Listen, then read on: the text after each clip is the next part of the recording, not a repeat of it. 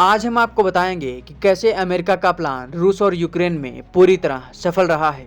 रूस और यूक्रेन का युद्ध पिछले 2 साल से जारी है और इस युद्ध में यूक्रेन का लगभग पूरी तरह विनाश हो गया है। वहीं रूस को भी इस युद्ध में गंभीर नुकसान उठाना पड़ा है। एक अनुमान के मुताबिक इस युद्ध में रूस के लगभग 3.5 लाख सैनिक मारे गए हैं। अब आपको बताते हैं कि अमेरिका इस युद्ध में सफल कैसे हुआ है। देखिए, जब दूसरा विश्व युद्ध समाप्त हुआ था तब दुनिया में 2 महाशक्तियां उभर कर सामने आई थी और ये शक्ति थी रूस और अमेरिका। इन दोनों देशों के बीच 1991 तक वर्चस्व की लड़ाई चलती रही, जिसमें स्पेस से लेकर हथियारों तक एक दूसरे को पछाड़ने की कोशिश करते रहे।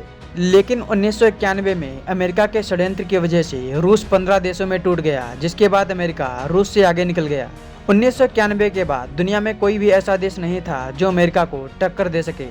लेकिन एक समय के बाद एक बार फिर से रूस अमेरिका के सामने प्रतिद्वंदी के रूप में खड़ा हो रहा था। लेकिन अमेरिका की होशियारी देखिए कि जो सोवियत यूनियन उसे टक्कर दे रहा था उसे 15 देशों में तोड़कर अब आपस में लड़ा रहा है। यूक्रेन एक समय पर रूस का हिस्सा था, लेकिन अब वो अमेरिका के बहकावे में आकर रूस से युद्ध कर रहा है।